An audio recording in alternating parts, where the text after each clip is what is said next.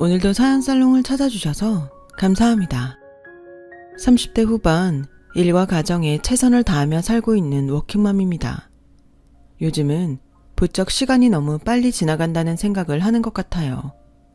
월요일이 된 지 얼마 되지 않았는데 벌써 금요일이고, 또 꾸물거리던 아들은 언제 컸는지 벌써 중학생이 되었는데, 이러다가는 눈 깜박할 사이에 아들은 어른이 되고 저와 남편은 할머니, 할아버지가 되는 건 아닌지, 조금은 엉뚱하지만 그만큼 빨리 지나가는 시간이 그저 아쉽기만 합니다.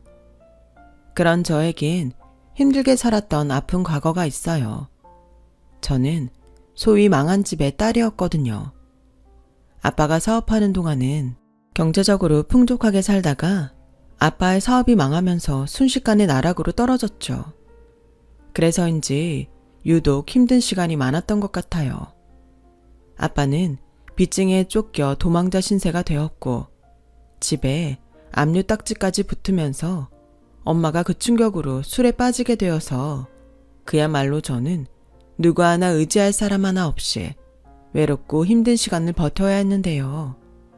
그때는 참 시간이 그렇게도 더디게 흐르더니 이제야 제가 꾸린 가정에서 행복함을 느끼고 사는데 야속한 시간은 제 마음을 참 몰라주는 것 같네요.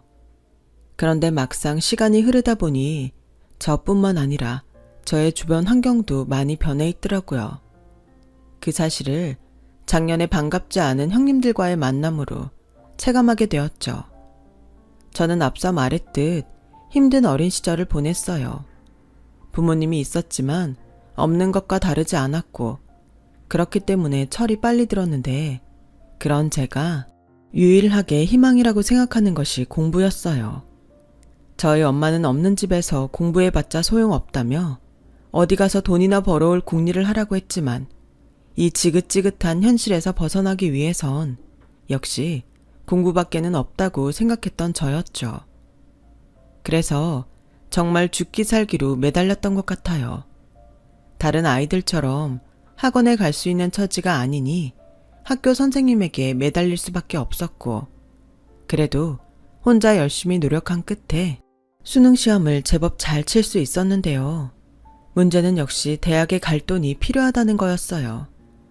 장학금을 받을 만큼 뛰어났다면 참 좋았겠지만 혼자 공부하면서 거기까지 바랄 순 없었고, 그래도 나름 서울에 이름 있는 학교 3곳에 모두 붙었던 저는 합격 소식을 받아들고도 그야말로 돈이 없어 대학을 포기해야 하는 현실에 부딪히고 말았죠.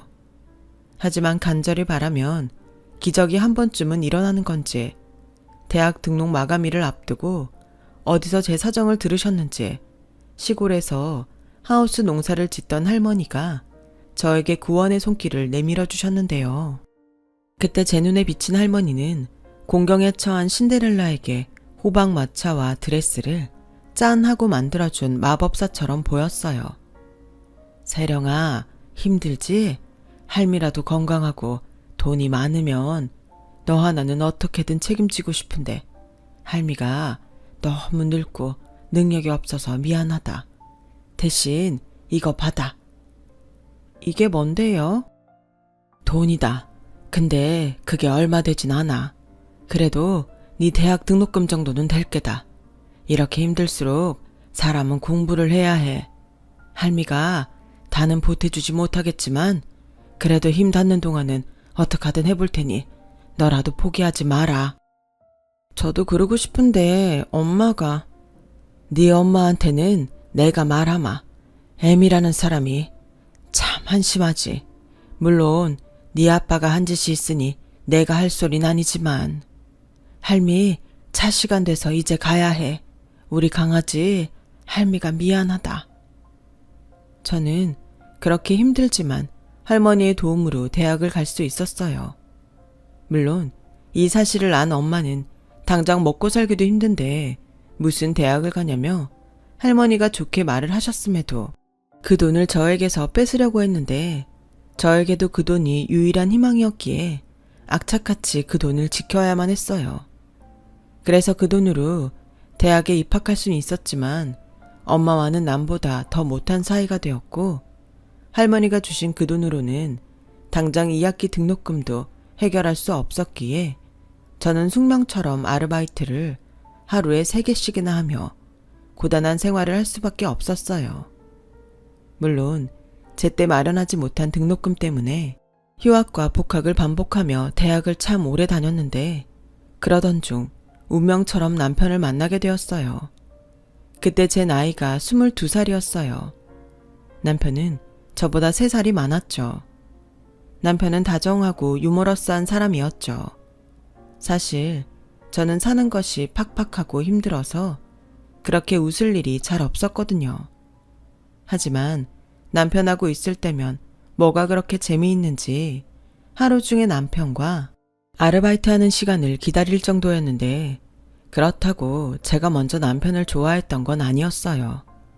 저는 워낙 공부와 아르바이트에 치여 그런 걸 생각할 여유가 없었고 그랬기에 먼저 손을 내민 사람은 남편이었는데요.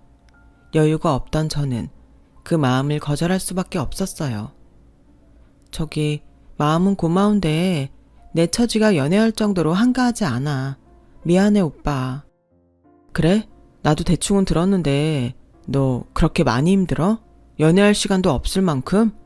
나 너 공부하는 거랑 다른 아르바이트 하는데 방해 안 할 수 있는데 그래도 안 되는 거야? 내가 오빠가 생각하는 것보다 훨씬 더 어려워. 그래서 어쩌면 내가 오빠한테 상처를 줄지도 몰라. 괜히 서로 불편해지느니 지금처럼 같이 일하는 오빠 동생으로 지냈으면 좋겠어. 미안. 저는 그렇게 제 생에 처음으로 받게 된 고백을 거절했어요. 그러다 무슨 타이밍의 장난인지 그 뒤로 얼마 되지 않아 우연히 남편에게도 어릴 때부터 이어진 상처가 있다는 걸 알게 됐고 그 뒤부터는 이상하게도 남편에게 자꾸만 마음이 쓰이더군요. 지금 생각하면 제가 힘든 사람이었기에 그런 남편을 그냥 두고 볼 수는 없었던 것 같아요. 남편은 공부 잘하고 반장과 전교 회장만 하던 잘난 형들에게 밀려 어릴 때부터 쭉 찬밥 신세였다고 했어요. 남편은 사실 공부에 대한 의지도 없고 공부머리도 없어서 대학은 다니지 않고 아르바이트를 해서 생활하고 있다고 했었거든요.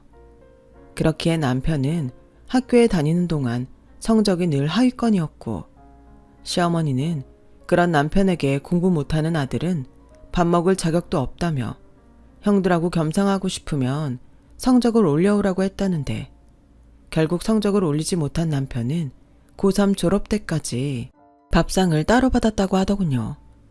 형들은 고기 반찬에 따뜻한 고깃국을 먹을 때 자기는 찬밥을 먹었다며 그때의 서러움이 생각났는지 눈시울을 붉혔어요. 저 역시도 어린 남편이 가여워 똑같이 눈시울을 붉혔고요. 그래서 좀 늦긴 했지만 남편의 마음을 받아주고 싶다는 생각을 했어요. 그렇게 저는 처음으로 남자친구를 사귀게 되었고 생활에 방해만 될 뿐이라고 생각했던 연애는 제 인생에서 처음 느껴보는 행복이었기에 나중엔 남편보다 제가 남편을 더 사랑하게 됐는데요.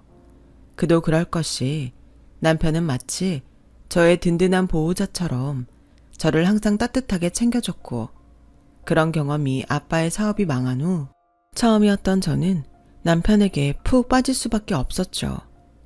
그렇게 서로에 대한 마음이 커진 저와 남편은 아직 한참 어린 20대 나이임에도 불구하고 결혼을 하고 싶다는 생각을 하게 되었어요. 하지만 가진 것이 없었던 저희가 결혼을 꿈꾸기엔 현실의 벽은 너무 높았죠. 그리고 그때쯤 양쪽 집에서도 저희의 교제를 알게 되었는데 결혼까지 생각하고 있다는 저희의 말에 그야말로 기겁을 하며 짠 듯이 반대를 하더군요. 뭐? 결혼? 니들 나이가 몇인데 결혼을 한다는 거야? 안 돼. 엄마 말 안 듣고 그렇게 공부도 안 하더니 이제는 결혼을 하겠다고? 결혼이 뭐 니들 소꿉장난인 줄 알아? 넌 결혼이 아니라 지금이라도 대학 갈 생각이나 해. 내가 저더러 서울대를 가라는 것도 아닌데 남들 다 가는 대학을 왜 안 가는 거야? 네 형들을 봐라. 연대에 고대에. 넌 형들 보면서 뭐 느껴지는 게 없니? 형들은 다 명문대에 알아서 대기업 공기업에 잘만 들어가서 다닌다는데 동생이 넌 뭐냐고. 그리고 너 여자애가 얼마나 한심하면 취직도 하기 전에 결혼을 하겠다고 해. 듣자 하니 망한 집 딸이라고 하던데 언감생심 내 아들 꼬실 생각이면 그만두는 게 좋을 거다. 내 입에서 험한 소리 나가기 전에 여기서 관둬라. 어머, 결혼을 하겠다고? 내가 그렇게 가지 말라던 대학을 쳐가더니 고작 한다는 게 취직이 아니라 결혼이냐? 웃기고 자빠졌네. 됐다고 그래라. 난 네 혼수해줄 돈도 없고 찬성할 마음도 없으니까. 그래도 정하고 싶으면 니들끼리 냉수 떠다 놓고 해. 솔직히 기쁜 마음으로 허락해줄 거라는 건 기대도 하지 않았어요. 하지만 막상 예상한 일이 현실이 되자 저나 남편은 평상시에 있으나 마나한 자식처럼 대할 때는 언제고 이러나 싶어서 어이가 없었고, 저희는 결국 저희끼리 원룸을 얻어 혼인신고를 하고 같이 살 생각에 이르게 되었습니다. 그제야 주변에서 자기더러 뭐라고 하겠냐며 시어머니가 먼저 내키지 않는 허락을 하셨어요. 하지만 말 그대로 허락만 했을 뿐 시어머니는 그 어떤 도움이나 관심도 주지 않았는데, 이런 말 참 뭐하지만 그러든 말든 저나 남편은 서로 사랑하는 마음이 더 중요했기에 우리끼리 마련한 원룸에서 가장 행복한 신혼 시절을 보내는 것 외에는 아무것도 개의치 않았어요. 사실 그때까지도 저는 대학을 졸업하지 못했는데요. 이젠 정식으로 저희 보호자가 된 남편이 먼저 제 등록금을 자기가 해결하겠다고 제가 말리는데도 공사판에 나가 일을 하기 시작했어요. 그렇게 번 돈을 등록금으로 내라며 저에게 주는데 어찌나 고맙고 미안한지 선뜻 그 돈을 받을 수가 없더라고요. 그러자 남편은 미안할 거 없다며 자기 손으로 제 등록금을 납부했고, 그렇게 저는 남편의 도움으로 무사히 대학을 졸업할 수 있게 되었어요.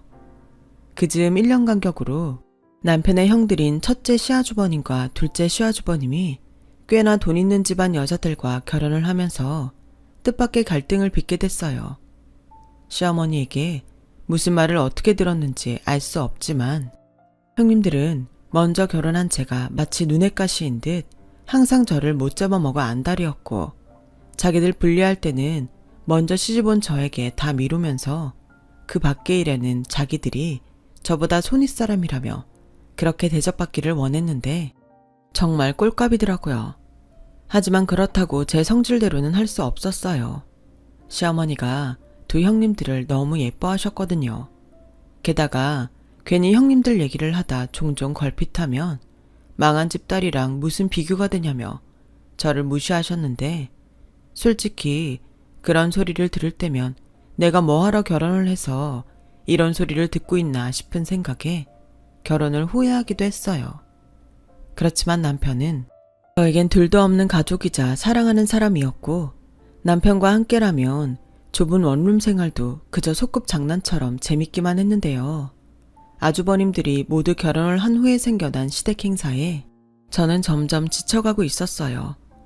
그 새로 생겨난 행사는 한 달에 한 번씩 시댁에 모여 식구들이 모두 식사를 하고 친목을 다지자는 것이었는데, 말이 좋아 친목을 다지는 거지 누가 더 잘났는지 자랑하는 그런 자리였어요. 그렇기 때문에 저는 그 한 달에 한 번이 참 싫었는데, 그도 그럴 것이 그날만 되면 결국 상처받는 사람은 저였어요. 저는 두 형님에 비하면 가진 것도 없고 내세울 것도 없는 사람이었으니까요. 그러던 중 그날은 형님이 같은 아파트 청약을 신청했다며 한껏 들떠있던 날이었고, 첫째 형님이 먼저 저에게 비아냥거리며 시비를 걸었는데요. 막내 동서는 언제까지 원룸에 살 작정이야? 청약은 넣고 있어? 어머님한테 들으니 둘이 맞벌이해도 수입이 그다지 많지 않다며. 형님네들이랑 비교하면 뭐 그렇게 보일 수는 있지만 저희는 만족하고 살아요. 저희도 꾸준히 임대아파트 청약 넣고 있고, 아직 오빠도 저도 20대니까 좀 고생해도 추억이다 싶고요. 추억? 무슨 추억할 게 없어서 고생을 추억해? 아우 구질구질해. 형님, 그나저나 우리 이번에 청약 신청한 아파트 경쟁률이 세서 어떡해요? 설마 우리 중에 한 집만 되면 어떡하나? 저는 벌써 마음이 조마조마해요. 발표가 언제였죠? 이번 달 안에 발표 난다고 하던데 전에 없던 최고급 아파트 단지라 경쟁률이 엄청나나 봐. 사람들 돈 없어서 집 못 산다고 하더니 다 거짓말이야. 그래도 뭐 동서나 나는 되기만 하면 걱정 없지. 안 그래? 맞아요, 형님. 아, 형님이랑 나란히 당첨되면 좋겠다. 막내 동서도 좀 분발해. 하긴 그 벌이로는 신청 조건도 안 되긴 하겠다. 이래서 남자들 능력이 중요하다는 거야. 뭐 도련님 흉보는 건 아니지만 동서도 참 안 됐다. 안 되긴 뭐가 안 돼. 다 지들한테 맞는 짝이 있는 거지. 그 얘기는 이제 그만하자, 동서. 내일 점심때 우리 집으로 넘어와. 우리 남편이 출장 갔다가 사온 과자들이 있는데 우리 그거 먹으면서 남은 얘기는 마저 하자고. 괜히 상관없는 사람 앞에서 뭐하러 얘기를 해. 듣고 보니 그러네요. 역시 형님은 현명하세요. 웃기죠? 이미 실컷 떠들어 놓고 이제 와서 사람 생각해주는 것처럼 사람 깔보고. 전에는 형님들이 그럴 때마다 저도 지지 않으려고 몇 마디를 꼭 더하곤 했는데 이게 다 부질없는 짓이더라고요. 그래서 그냥 니네들은 떠들어라. 나는 안 들린다 하고 꼭 대답해야 하는 것만 말을 하곤 했는데 그래도 싫은 사람들이랑 같이 있는 건 여간 스트레스가 아니었어요. 자기야, 우리 이제 한 달에 한 번 그거 가지 말까? 가만 보니까 형수들이 자기 은근 깔보고 그러던데 내가 눈치가 없어서 미안해. 아니야. 솔직히 형님들 재수없긴 한데 괜히 이 이상 어머님 눈밖에 나는 건 아닌 것 같아. 그래도 내가 형들처럼 잘나지 못해서 미안해. 무슨 그런 소리래. 난 자기여서 좋은 건데. 게다가 내 대학 졸업장도 자기 덕에 받았잖아. 난 절대 그렇게 생각하지 않으니까 2번 다시 그런 소리 하지 마. 그렇게 말해줘서 고마워. 나 진짜 열심히 일할 거야. 그래서 우리 셋이 좋은 집에서 살게 해주고 좋은 거 맛있는 거 내가 다 사줄게. 이렇듯 제 남편은 다른 건 몰라도 저를 생각하는 마음이 지극했어요. 그리고 계획에는 없었지만 아이가 먼저 저희 부부를 찾아왔고 처음엔 부모가 된다는 것이 실감나지 않아 얼떨떨했지만 그 또한 너무나도 감사하기만 했는데요. 시어머니는 첫 손주 소식임에도 불구하고 그리 반가워하지 않으셨어요. 오히려 화를 내며 저희 부부를 한심하게 생각하셨죠. 뭐야, 니네는 준비도 안 된 것들이 덜컥 애를 가지면 어떡하겠다는 거야. 결혼도 남들보다 빨리 하더니 뭐가 그렇게 급해. 그리고 여자인 네가 더 피임을 열심히 했어야지. 한참 돈 벌 나이에 배불러서 집에 들어앉으면 능력 없는 내 아들만 죽어나라는 소리야. 엄마, 무슨 말을 그렇게 해. 내가 아무리 형들보다 능력이 없어도 우리 집 가장이야. 내가 알아서 한다고. 아이고, 퍽이나 알아서 하겠다. 니네가 아니라 첫째나 둘째였으면 얼마나 좋아. 네 형들은 나란히 그 고급 아파트 청약 당첨됐댄다. 근데 니들은 뭐니? 남들 척척 아파트 사고 재산 불려나갈 때 니들은 원룸이나 전전하면서 이젠 갓난쟁이까지 있으니 이걸 어쩔 거냐고. 그래놓고 니들은 행복해? 어머니, 이런 말씀 외람되지만 저희는 저희 계획이 있어요. 어머님 보시기엔 답답하고 한심해 보이실 수 있지만 조금만 더 참고 지켜봐 주실 순 없으세요? 지켜봐? 내가 그렇게 지켜만 보다가 저승길 갈 것 같아 그런다. 내가 뭐 어지간해야지. 공사판에서 막일이나 하면서 무슨 돈을 벌어? 그리고 너는 대학식이나 나왔는데 이렇게 별 볼 일 없고. 이래서 남자는 능력, 여자는 집안이 중요한 거라고. 니들은 자리 잡긴 글렀어. 아, 그래서 엄마는 머리는 나빠도 처가에 돈 있다는 소리에 형들 골빈 빈껍데기 같은 여자들한테 장가 보낸 거야? 됐고, 엄마 계속 그렇게 막말만 할 거면 우리 이제 부모 자식간 영 끊고 살자. 어차피 나는 내놓은 자식이고 엄마는 잘난 형들만 있으면 되니까 서로 그 편이 낫지 않겠냐고. 괜히 아직 태어나지도 않은 우리 애 가지고 이러쿵 저러쿵 하지 말고 각자 잘 살자. 뭐야? 엄마가 괜히 그래? 답답하니까 그렇지. 아주 똑같은 것들이 결혼해서 쌍으로 내 속을 뒤집잖아. 그러니까 안 보면 그 속 안 뒤집히고 좋잖아. 자기야, 우리 이제 여기 오지 말자. 엄마 연락 와도 받지 마. 자기야, 그래도 이렇게까지 하는 건. 아니야, 진작에 그랬어야 했어. 괜히 잘 지내보겠다는 생각에 내가 자기한테 미안하지. 괜히 안 들어도 될 소리만 들었잖아.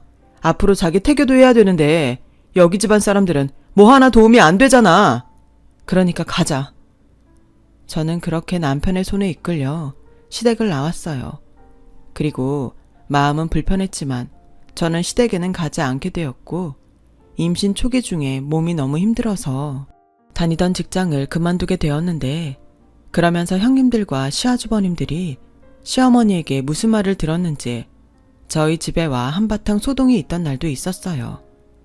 하지만 남편은 철저하게 그들을 남처럼 대했고 다시 한번 찾아오면 경찰에 신고한다며 으름장까지 놓았는데요. 그날 이후론 시댁 식구 중 그 어떤 사람도 저희 부부에게 연락하거나 찾아오지 않더군요. 그렇게 저는 임신 기간을 마치고 출산을 하게 됐어요. 눈에 넣어도 아프지 않을 지금의 저희 아들인데 제가 아들을 낳았다는 소식을 어떻게 들었는지 한참 동안 연락이 없었던 시어머니가 번호까지 바꿔가며 저에게 전화를 거셨죠. 여보세요? 나다. 너 아들 낳았다며? 네, 그건 어떻게? 네 형님이 그러더라.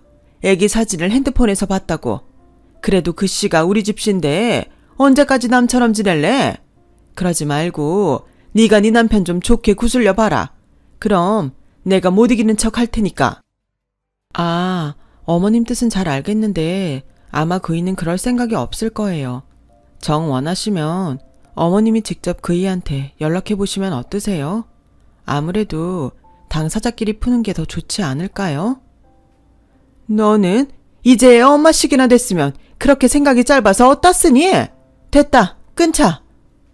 시어머니는 그렇게 자기 뜻대로 되지 않으니 한껏 성을 내고 전화를 끊으셨어요. 그리고 남편에게 시어머니에게 전화가 걸려왔다는 걸 전달했는데 그 바뀐 번호도 차단하라며 남편은 단호했고 저는 차단까지는 하지 않았지만 그 뒤로도 잊을만 하면 한 번씩 걸려오는 시어머니의 전화를 받지 않았어요. 급한 용건이면 남편에게 직접 할 거라고 생각했으니까요. 그렇게 저희는 세상에 저희 세 식구만 있는 것처럼 똘똘 뭉쳐서 살았어요. 그리고 시어머니와 형님들은 저희 남편이 능력이 없다며 그렇게 무시했지만 남편은 어느 순간부터 성실하고 일을 잘한다는 소문이 나서 현장을 3개나 관리하는 소장이 되었고 저는 아이가 어려 직장에 나가지 못하니 재취업에 유용한 자격증을 따려고 공부를 하기 시작했는데 세무회계 쪽에 흥미를 갖게 됐어요. 그리고 저희 아들이 돌을 넘기면서 저희에게도 작은 평수지만 신축 아파트 청약 당첨이라는 기쁜 소식도 들려왔는데 그런 기쁨도 잠시 저희가 한껏 들뜬 마음으로 아파트에 이사를 가던 날 무슨 악연인지 저희 동네에서 형님들을 보게 되었어요. 어머, 이게 누구야? 가족도 아니고 남도 아닌 이상한 막내 똥소잖아. 애 낳았다는 소리는 어머님한테 들었는데 이젠 3살쯤 됐나? 아, 근데 이 아파트 살아? 네, 저희도 오늘 이사 왔거든요. 아, 그래? 그래도 장하게 원룸 생활은 졸업했네. 워낙 소식도 모르고 남처럼 지내니까 어떻게 사나 궁금하긴 했어. 형님, 궁금하긴 뭐가 궁금해요. 그리고 여긴 그냥 서민들 사는 아파트인데 우리 아파트랑 비교가 안 되죠. 우리 아파트가 지금 얼마나 올랐는데. 아, 그러세요? 좋으시겠네요. 그럼 저는 이만 바빠서 갈게요. 막내 똥서, 잠깐만. 내가 어지간해서는 참으려고 했는데 이건 아니지 않아? 막내 또래님이 그런다고 동서까지 그러면 어떡해? 그럼 저야말로 거기서 뭘 더 어떻게 해야 해요. 저야말로 중간에서 할 수 있는 일은 다 했어요. 뭘 다 했다는 건지 모르겠네. 그리고 말이 나와 하는 말인데 우리도 들었어. 동서 집안 망한 집이라며? 어쩐지 뭐 하나 비슷한 구석이 없더라고. 괜히 우리만 나쁜 손윗사람 만들고 우리도 난처해. 듣자 하니 거북하네요. 저희 친정이랑 형님들이 무슨 상관이죠? 그리고 저는 형님들 나쁜 사람 만난 적 없어요. 자격지심이시죠? 뭐? 자격지심? 형님, 들으셨죠? 우리 보고 자격지심이래요. 우리가 급이 안 맞아서 일부러 무시한 건데 너무 황당하다. 그렇죠? 내 말이 이런 거지 같은 아파트 당첨됐다고 기가 살았나 본데 어디 한번 계속 까불어봐. 아파트도 급이 있어. 아파트라고 뭐 다 같은 줄 알아? 그 애가 학교 가면 막내 동서도 알게 될 거야. 이 아파트 수준을. 가자 동서. 끝까지 잘난 척에 고개를 빳빳하게 들고 사라져가는 형님들을 한심하게 쳐다봤는데 그러는 자기네들은 왜 굳이 이 아파트까지 찾아왔는지 궁금하더라고요. 그리고 나중에 알게 됐죠. 둘째 형님 친구 중에 저와 같이 청약이 당첨돼서 이사 온 사람이 있었고 그 친구 길을 죽이겠다면서 같은 아파트 사는 큰형님을 데리고 왔다는데 형식적이긴 하지만 어찌됐든 법적으로 한 가족이라는 것이 그렇게 부끄러울 수가 없었네요.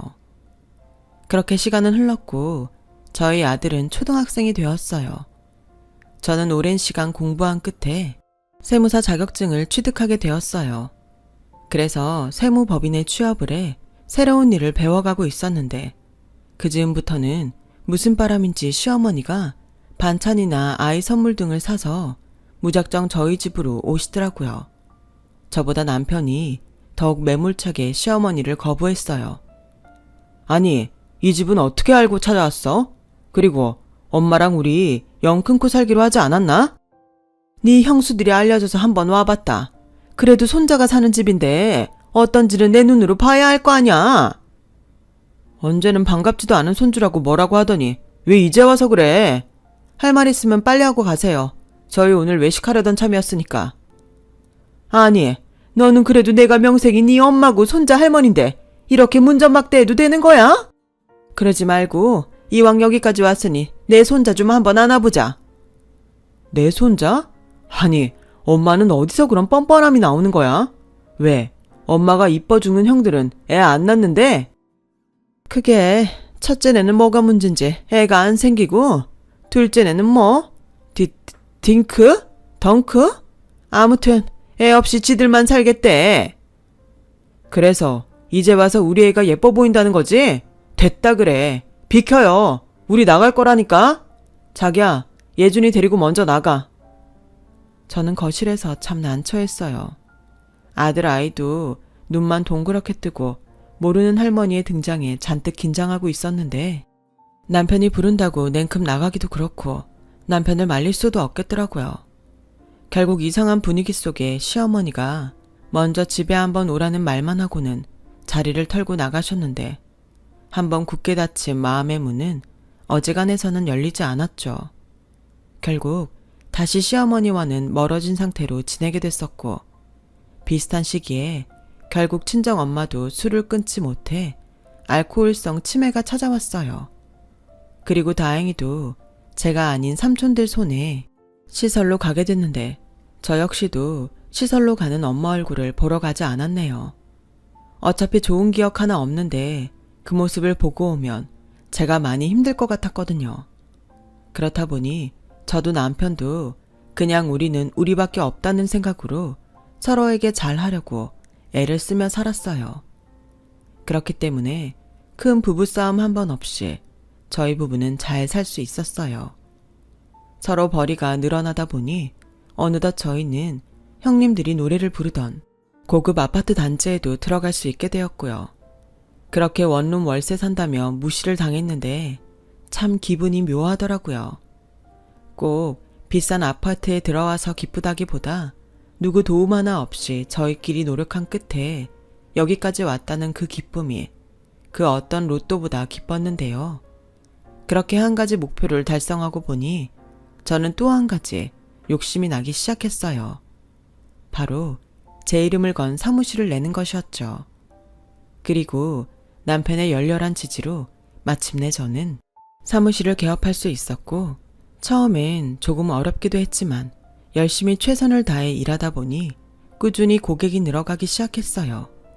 그때 또 한 번 깨달았어요. 노력한 시간은 절대 배신하지 않는다는 걸요. 그렇게 저는 항상 감사한 마음으로 일을 했어요. 그렇게 사무실을 운영한 지 5년이 넘어갔죠. 작은 규모로 시작한 저의 사무실은 확장에 확장을 거듭해 나름 규모가 생기게 되었는데 그러면서 직원도 꽤 채용하게 되었고요. 그리고 할 수 있는 최대한의 노력으로 일도 가정도 소홀하지 않으려 부단히 노력했는데 고맙게도 아들과 남편은 이런 제 마음을 충분히 알아줬고 직원들도 저를 믿고 잘 따라왔는데요. 한 번은 그런 직원들이 너무 고마워 점심 회식을 하고 사무실에 돌아왔더니 황당하게도 제 사무실 앞에서 예전과는 사뭇 다른 모습의 형님들을 또 보게 되었어요. 저뿐만 아니라 형님들도 마치 귀신을 본 듯 저를 보고 놀랐는데 그래도 자존심은 있다고 다시 표정을 가다듬더니 이렇게 말하더군요. 막내 동서? 여기서 일해? 네, 저 여기서 일해요. 막내 동서는 재주가 참 좋아. 이 일했다가 저 일했다가. 그래도 뭐 본 것 중에 지금이 제일 낫다. 지금은 옷도 그럴싸하게 갖춰 입고 있잖아. 저 바쁜데 저희 사무실에 용건 있으세요? 용건 없으시면 저는 이만 들어가 볼게요. 어머 웃겨? 당연히 용건이 있으니까 여기까지 왔지. 여기 사무실 대표님 좀 만나러 왔는데 자리에 계실까? 어디 한번 안내해봐. 안내요? 그나저나 예약은 하셨어요? 저희 사무실 대표님은 미리 약속을 잡지 않으시면 만나실 수 없는데요. 이봐 동서, 우리 몰라? 아무리 영 큰코 살았다지만 우린 가족이잖아. 동서가 나서서 약속 없이도 만나게 해줄 수 없어? 형님도 뭐라고 하세요. 아무리 신수가 화내줬어도 우리가 손윗 사람인데 물어보지도 않고 무작정 안 된다는 말을 하는데 형님은 화 안 나세요? 들었지? 막내 동서 못 보던 사이에 간이 배 밖에 나왔구나. 우리가 기니 대표님이랑 상의할 일이 있으니 안에 들어가서 빌던지 없던 약속을 잡든지 막내 동서 능력을 보여줘. 저는 참 황당하고 그 순간이 재밌었어요. 형님들은 절대 제가 자기가 애타게 찾는 대표라는 것을 짐작하지도 못하는 눈치였으니까요. 그리고 그때였어요. 곧이어 도착한 저희 직원이 저와 형님들이 사무실 앞에서 실랑이를 하자 뛰어왔고 무슨 일이냐며 묻기 시작했는데요. 대표님, 무슨 일 있으세요? 여기 이분들 아시는 분들이세요? 곧 있으면 장 원장님 오실 시간인데. 아, 벌써 시간이 그렇게 됐나? 알겠어요. 나 먼저 들어갈 테니 여기는 이주임이 안내 좀 해주세요. 참고로 나는 바쁘니까 다른 사무실을 안내해주면 좋겠어요. 아, 알겠습니다, 대표님. 지금 뭐 하는 거지? 저기요, 지금 누구더러 대표님이라는 거예요? 동서가 여기 대표라는 거야? 아니, 이게 말이 되나, 형님? 막내 동서, 어떻게 된 건지 설명 좀 해봐. 정말 자기가 여기 대표야? 장난치는 거 아니지? 아니, 어떻게 자기가 세무사가 될 수 있는 거야? 그야, 누가 무시하며 자랑질하고 돌아다니는 동안 저는 미래를 위해 공부했으니까요. 이제 설명이 좀 됐을까요? 그럼 저는 바빠서 들어갈게요. 그리고 반갑지 않으니까 저희 사무실엔 더 이상 찾아오지 않으셨으면 좋겠네요. 막내 동서, 잠깐만. 그래도 우리가 한 가족인데 우리 좀 도와줘. 일단 내 말 좀 들어봐. 응? 형님들은 그 뒤부터는 막무가내로 듣고 싶지 않은 자기 사정을 이야기하기 시작했어요. 뭐 대충 감은 왔는데 역시나 그렇게 돈 자랑은 하고 다니면서 세금을 오랜 시간 체납하고 있었더라고요.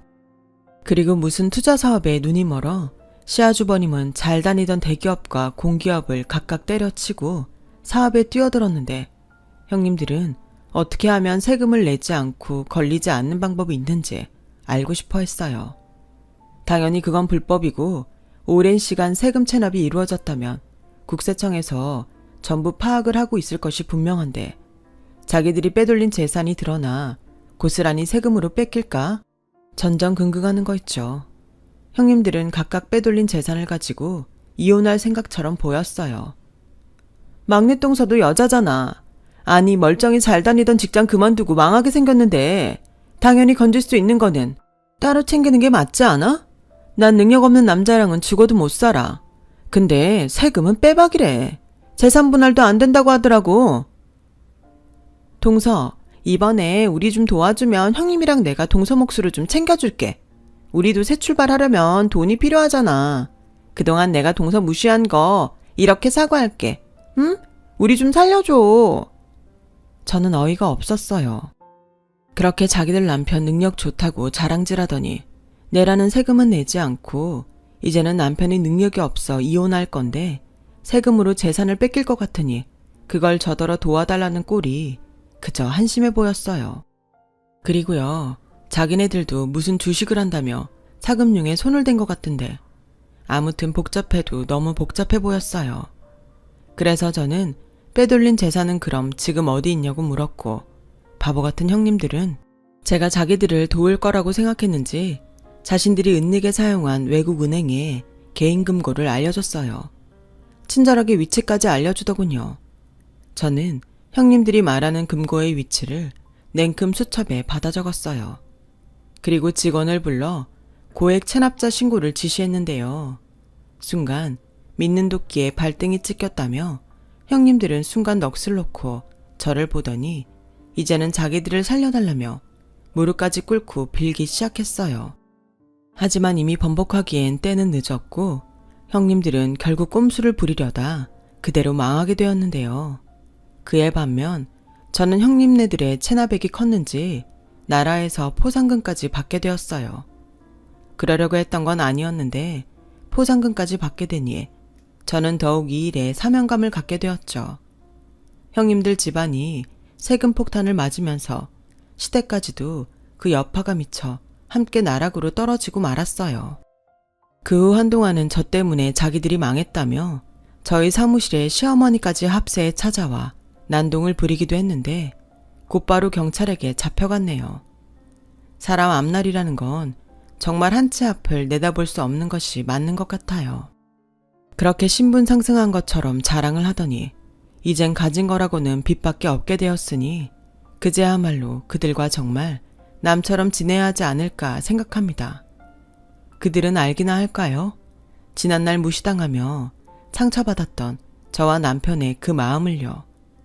부디 그 사람들이 자신들의 잘못된 행동을 평생 후회하며 남은 인생을 그에 걸맞은 시련 속에 살길 바래요.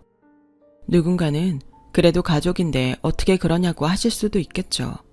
하지만 저는 죄라는 건 결국 가족이라도 자기들이 짊어져야 할 부분이라고 생각합니다.